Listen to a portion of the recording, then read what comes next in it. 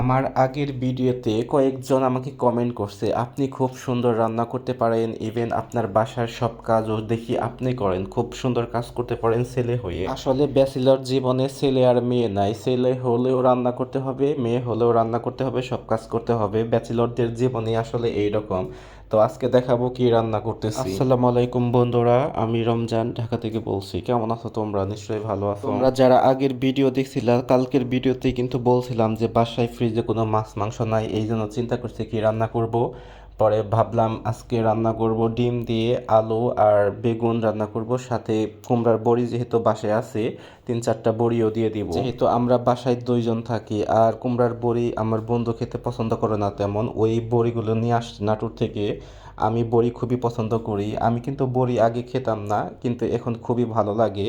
তো বাসায় যতগুলি বড়ি আছে ম্যাক্সিমাম বড়ি তরকারির সাথে 2-3টা করে দিই, আমি খাই সবগুলো। আগে বড়ি রান্নাও পারতাম না, পরে আস্তে আস্তে শিখে ফেলছি। এখন কিন্তু প্রত্যেকটা তরকারির সাথে 2-3টা করে বড়ি আগে দিয়ে নেই, আমার জন্য খেতে কিন্তু দারুণ লাগে। বন্ধুকে বললাম সবজিগুলো কেটে দে, ওই বললো বাড়ি থেকে আসছি ভালো লাগতেছে না, আলসামি লাগতেছে, তো একটু কেটে নেই। পরে আমি সব কয়টা সবজি কাটাকাটি করে পেঁয়াজ মরিচ সব কিছুই কাটাকাটি করে এই যে রান্না করতে আসছিলাম। আর দেখো, আগে বড়িগুলো ভালো করে ভেজে নিলাম আর ডিমটাও ভেজে নিলাম। প্রথম প্রথম বড়ি রান্না করতে যে কাঁচা বড়িগুলোই তরকারিতে দিতাম সেগুলো খেতে মজা লাগতো না, পরে একদম ভেজে তারপরে তরকারিতে দিচ্ছি, সেগুলো খেতে দারুণ লাগে।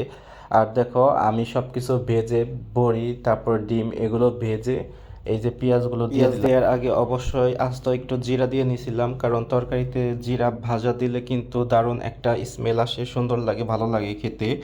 আর কয়েকদিন যাবত আলসামির কারণে আদা রসুনগুলো পেস্ট করা হয় না, যখন রান্না করি তখন সাথে সাথে আদা রসুন চেঁচে দেই, এটা খেতেও কিন্তু দারুণ লাগে, সুন্দর একটা স্মেল আসে, তরকারির স্বাদও কিন্তু দ্বিগুণ বাড়িয়ে দেয়। প্রথম প্রথম কিন্তু আমি রান্না করতে পারতাম না, এখন রান্না করতে করতে এখন অভ্যস্ত হয়ে গেছি।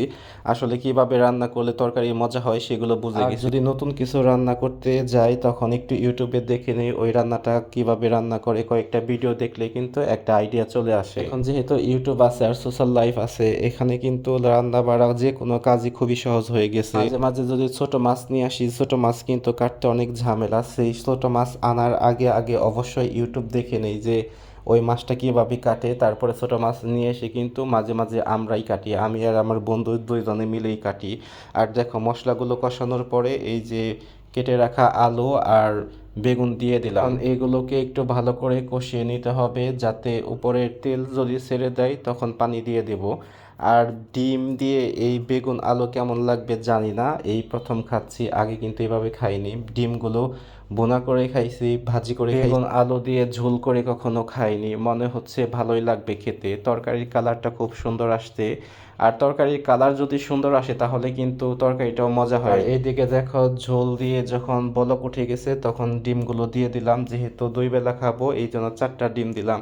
আবার অনেকেই কিন্তু কমেন্ট করে আপনারা এত ঝোল করে খান কেন, 2জন যেহেতু থাকেন। দেখেন, আমিও তরকারি বেশি খাই, বন্ধুও তরকারি বেশি খাই, দেখা যায় এক বেলাতেই শেষ হয়ে যায়, এই জন্য ঝোল একটু বেশি করে দেয় যাতে 2 বেলা খাওয়া যায়।